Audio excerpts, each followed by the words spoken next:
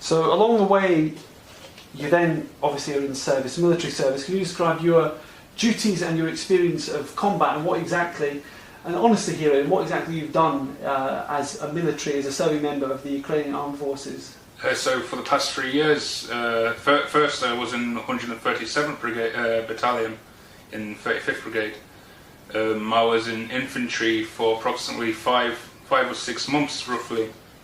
I was gunner for Kepaveta.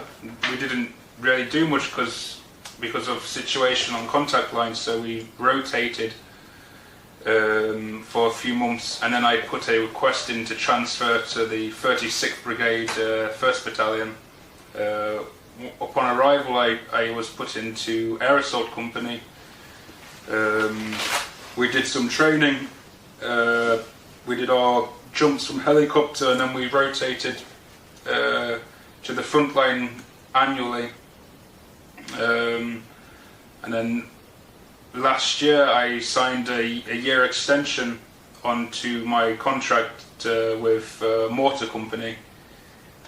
Basically my duty was to prepare the mortars and then give them to the firer so they can fire it. So that's what I've been doing for the past 6 months. So for the past 6 months you've been preparing artillery, which has then been fired. Yeah. And where has that been fired? This was in the village of Pavlopol, like where we were stationed. So we were firing it at like enemy positions. And you say enemy positions, Aidan, you say enemy positions, but we're now in the city of Donetsk, where for the last 8 years Ukrainian forces have been shelling not enemy positions, but civilians. Yeah. Killing thousands of civilians, children, for 8 years. So you're telling me that you think that you were shelling military positions, and yet for 8 years your colleagues have been openly, and in fact glorifying and celebrating in shelling, in killing, and inflicting untold misery and suffering on the people of Donetsk. Yeah. As I said before, because we were mostly stationed in the south, like I never really knew what the reality of like the situation was up here. We were mostly based around the Pavlopol area. Once the first day of the operation started, my commander asked me to, well, they told everyone to go to like battle stations. I told my commander I'm not firing, I want to desert. He said, okay, you can go. At that time it was pretty impossible. So when did you say you wanted to desert? The first day of the operation. Uh-huh. So this is February the 24th? Yeah. And what motivated that? I didn't want this war. I was hoping previously upon the build-up, like something peaceful might happen, but that never happened. And then once we were pushed back within a day, we were pushed back to the village of Zara, I think it's pronounced, I'm not sure. Near Mariupool? Yeah, north of Mariupol. And again, I asked my commander, like, I want to leave, like, can I leave? He said, yeah, you can leave.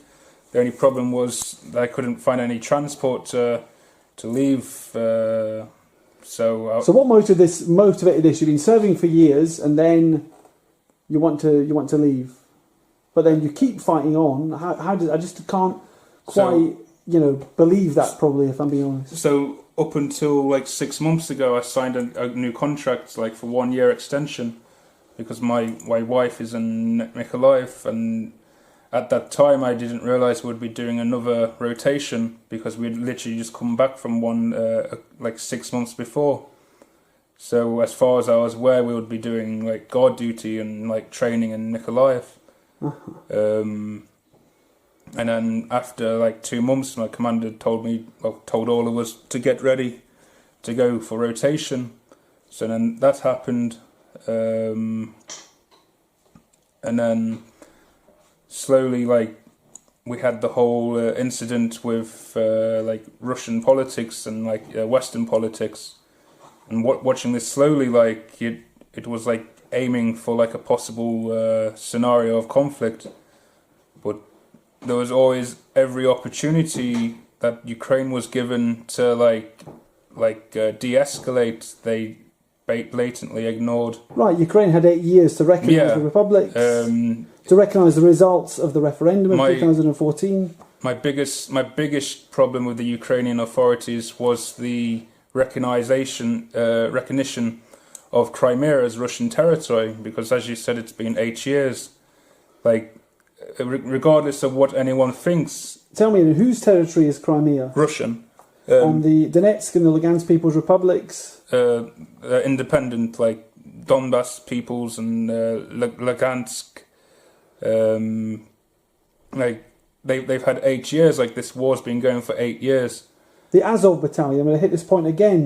How to describe the Azov Battalion? Fanatics, criminals, Nazis. Okay. I mean, you accept that you're lucky. Yeah, I'm lucky, and I'm grateful. And how's your detainment? How's your detention? Can you describe your circumstances, your situation? It's been good. It's better than what I was expecting it to be. Like, for the past month and a half, when we were under siege, I was basically on guard duty in our battalion headquarters because of my previous attempt to desert. And the reaction of a lot of the Ukrainians that were serving alongside me were mostly ignorant or didn't want to accept the fact that we will lose this battle, which I told them we won't win, like, we should just surrender already. And how did you come to be taken into captivity? So I think it was last Monday, the remaining Ukrainian forces, our commander came to us previously because they had been preparing the vehicles with armoured shielding, and basically our commander came to us and he gave us 3 options. He said either you can try walking out and try sneaking out somehow, or you can go in the military convoy, which is being modified with armour and stuff to try and break through. Or 3, you can surrender to Russian and DNR forces.